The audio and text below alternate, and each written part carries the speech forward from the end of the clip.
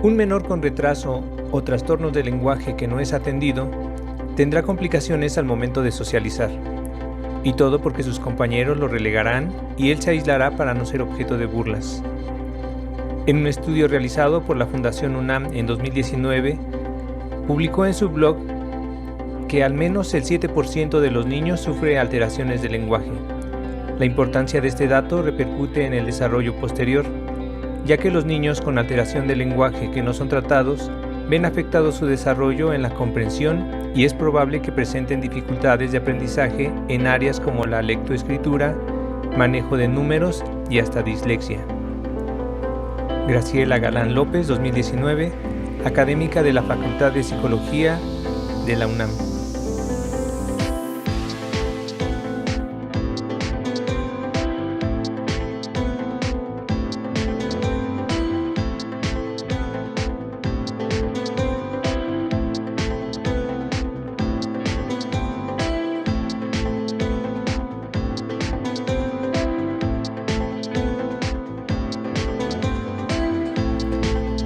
Universidad Nacional Autónoma de México, Facultad de Estudios Superiores Iztacala, Psicología a Distancia, Módulo 0508, Práctica Supervisada 1, Intervención en Preescolares.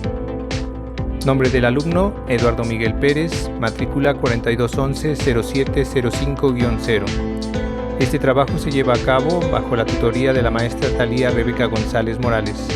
El tema es alteraciones de lenguaje en niños de preescolar del Jardín de Niños Ignacio Rodríguez Galván.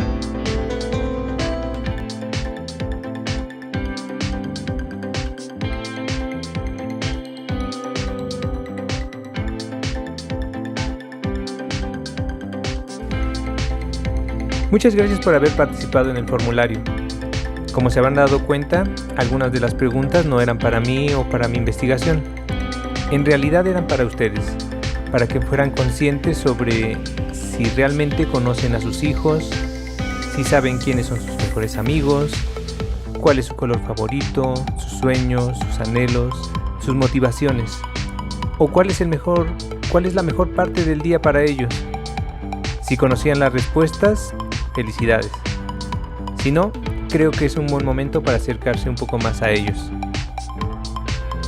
La comunicación dentro de la familia es algo muy importante. De ahí la preocupación por generar un buen desarrollo del lenguaje para comunicarse entre sí. Algo que sí me interesa saber es si a su hijo le gusta ir a la escuela. De no ser así, deberíamos preguntarnos por qué. Otro tema de mi interés es saber si dedican tiempo para la estimulación del lenguaje en sus hijos. Aunque las causas que interrumpen o retrasan el desarrollo del lenguaje son multifactoriales, mencionaré solamente dos que son de las más comunes. En la actualidad, en la mayoría de las familias mexicanas, tanto el padre como la madre trabajan, y esto ocasiona el poco tiempo con el que cuentan para dedicarle a sus hijos. Esto genera que los padres no tengan la oportunidad de darse cuenta de sus errores, fallas o problemas que tienen sus hijos al hablar, y poder trabajar para corregir dichos errores. Otra causa es la falta de gimnasia cerebral en los niños.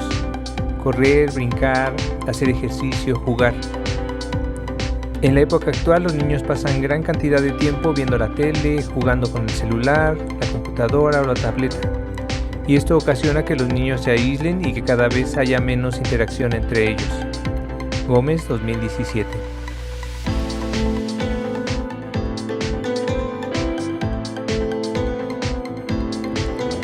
Un motivo más en el estancamiento del desarrollo del lenguaje puede ser ocasionado por el factor emocional.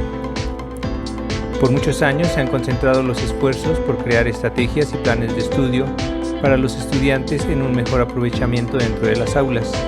Pero, ¿qué hay de lo que siente el alumno y cuánta importancia se le da a ello?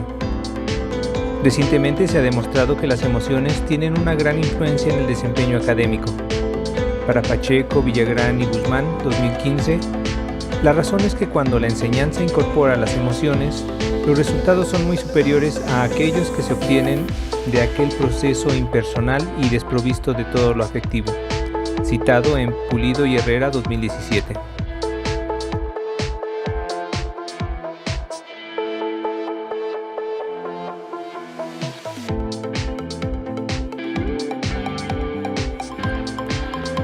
La capacidad de expresión es una destreza esencial para la vida de cualquier persona. El lenguaje es la vía de acceso que nos permite manifestar emociones, necesidades y experiencias. Además, facilita el trayecto académico para lograr un aprendizaje en la suma de conocimientos. El proceso es lento y gradual y se desarrolla sobre los primeros meses de vida. Fernández, Arce y Moreno, 2014.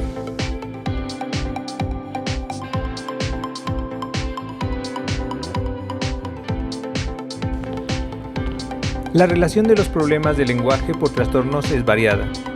Las alteraciones pueden tener distintos orígenes y niveles de gravedad. El lenguaje supone la recepción de señales ópticas y sonoras. El análisis de estas señales se rige a través de leyes generales de la actividad nerviosa superior. La producción de sonidos articulados está estrechamente relacionado con las estructuras foniátricas motoras, como las que se encuentran en la laringe, la lengua o los labios. Estos intervienen en el proceso de emisión de sonidos y palabras. En este sentido, se pueden identificar alteraciones, desórdenes y disfuncionalidad que repercute en el desarrollo de los procesos de los mecanismos fisiológicos, neurológicos y de la interacción con su entorno. Morán, Vera y Morán, 2017. Si bien algunas alteraciones del lenguaje son de origen genético, lo cierto es que la función de la estimulación es muy importante, ya que si no se retroalimenta de manera adecuada al pequeño, no se generarán las adaptaciones de acuerdo a su edad. Fundación UNAM, 2019. En ese mismo contexto, Morán, Vera y Morán, 2017, también hacen énfasis en las relaciones interpersonales y la relevancia en la adquisición del lenguaje, pues ello representa la estimulación del aprendizaje de la lengua, que lo motivará a aprender y a valerse de ese instrumento como herramienta comunicativa.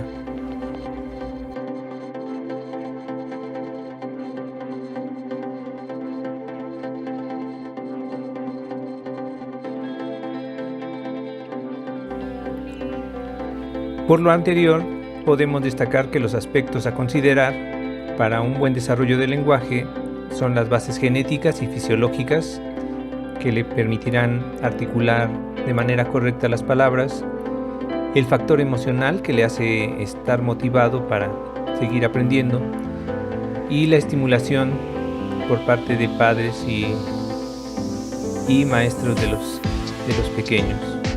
Si el niño posee una base genética y fisiológica sin alteraciones, crece inmerso en un ambiente que le permitirá la interacción con gran carga de estímulos y deberá ser capaz de desarrollar un lenguaje pleno, según lo comentan Fernández, Arce y Moreno, 2014.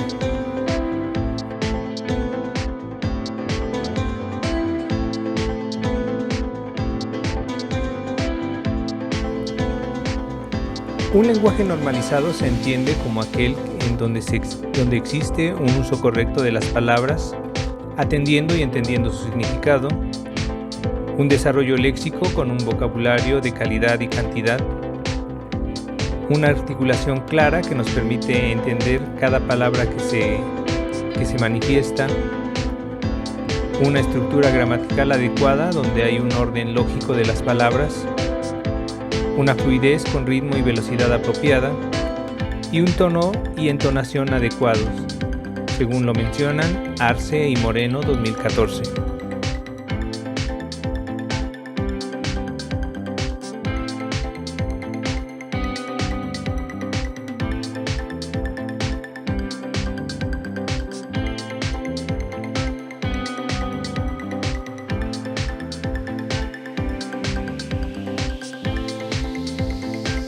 Por todo lo descrito anteriormente, surge una incógnita.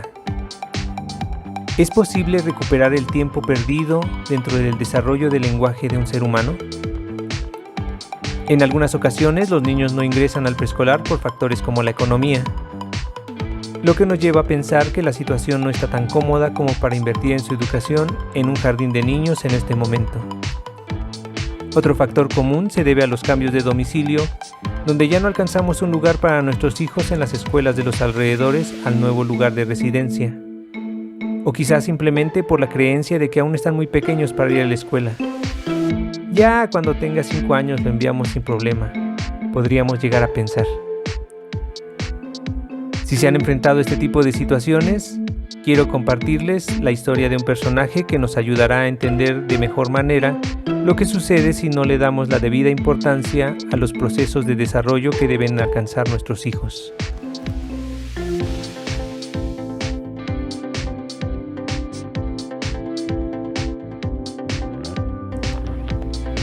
Esta historia comienza en las afueras de Saint-Sernin, una provincia de Aveyron, en la parte central de Francia. Los rumores narraban el avistamiento de un niño desnudo, al parecer salvaje, corriendo y trepando por los árboles del bosque. En al menos 2 ocasiones fue capturado, pero siempre encontraba la manera de escapar.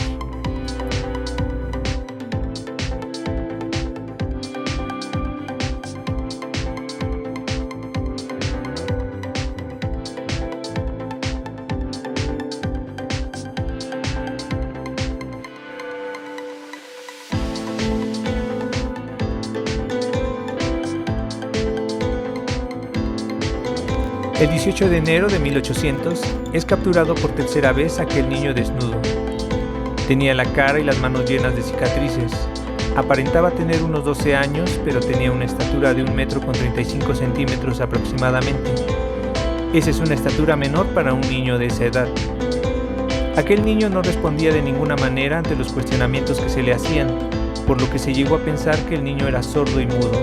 Sin embargo, se dieron cuenta que podía ser selectivo en los sonidos que acaparaban su atención, sonidos como las ramas de los árboles al quebrarse o los ladridos de los perros a lo lejos. Otra peculiaridad es que su cuerpo podía soportar temperaturas altas al igual que las bajas, a pesar de estar desnudo. No aceptaba la comida cocida, pues prefería sus alimentos crudos. No había indicios de sus padres, pero se cree que lo abandonaron en el bosque, ya que tenía una cicatriz en el cuello que sugiere que intentaron quitarle la vida. Hay hipótesis que apuntan a que las hojas de los árboles sirvieron de tapón para detener el sangrado de esa herida y por ello sobrevivió. Este niño es llevado al Hospice Civil de Saint-Appliqué. Ahí fue tratado como atracción de circo, pues había gente que pagaba por ver al niño fenómeno. Algunos meses después, un afamado botánico llamado Pierre-Joseph Bonaparte lo lleva a su casa donde experimenta cambios significativos, mejorando su conducta al tratarlo como lo que es, un ser humano. El 20 de julio de 1800 se promueve una orden del ministro de gobierno para su traslado a París, en donde Philippe Pinel, director del Hospital Bicêtre, menciona que el salvaje de Aveyron no es más que un deficiente mental incurable. Para sorpresa de todos, un joven médico recién doctorado, Jean-Marc Gaspard Itard, no opina lo mismo.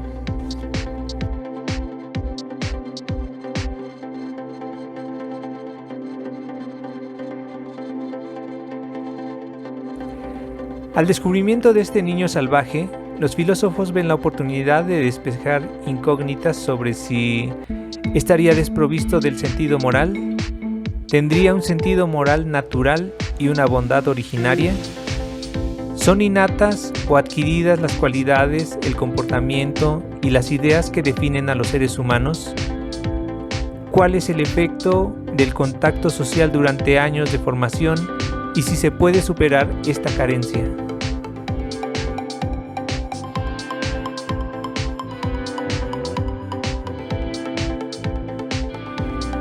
El niño salvaje, que de ahora en adelante llamaremos Víctor, es ingresado a una institución de sordomudos, lugar donde Itard entra a trabajar de manera oficial y tiempo después se le encarga la instrucción de Víctor.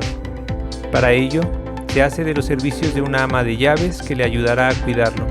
Ella es Madame Guérin. En 1801, la comunidad científica que financiaba el estudio de Víctor duda en prolongar el tratamiento, pues los informes periciales diagnostican una imbecilidad congénita e irremediable. A pesar de ello, continúan financiando el proyecto por otros 2 años, pero desafortunadamente y debido a las constantes renuencias, en 1804 deciden poner fin al tratamiento. En 1811 se traslada a Víctor y a Madame Guérin a un caserón donde siguió cuidándolo. Esto hasta 1828, donde Víctor murió por neumonía.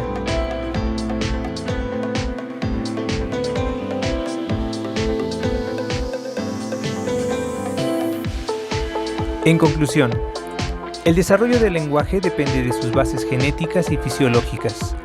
Cuando se identifica algún problema en estas áreas, debe ser atendido de inmediato. Otro factor se encuentra en la parte emocional, ya que de ello depende la motivación que un niño tenga por hablar. El ejercicio y la práctica que se generan dentro de la estimulación del lenguaje debe ser propiciada por sus padres y maestras, ya que es importante en el proceso de su desarrollo. Como pudieron ser testigos en el caso de Víctor, el tiempo que se pierde en los primeros años de vida no se recupera y más tarde solo ocasionará rezagos en los procesos de formación académica, una mala sociabilización, una autoestima baja, lo que trae como consecuencia un deficiente desenvolvimiento social y laboral en su vida adulta.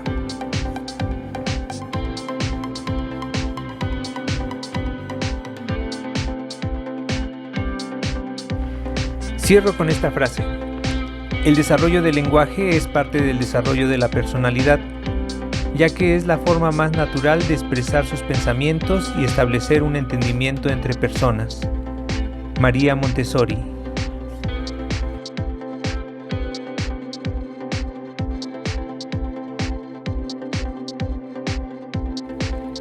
En esta parte se presentan las referencias de donde se obtuvo toda la información que aquí se ha mencionado.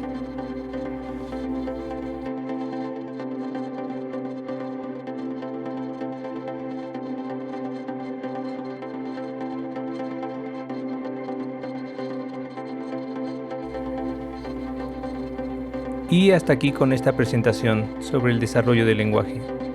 Muchas gracias por su atención. Fin de la presentación.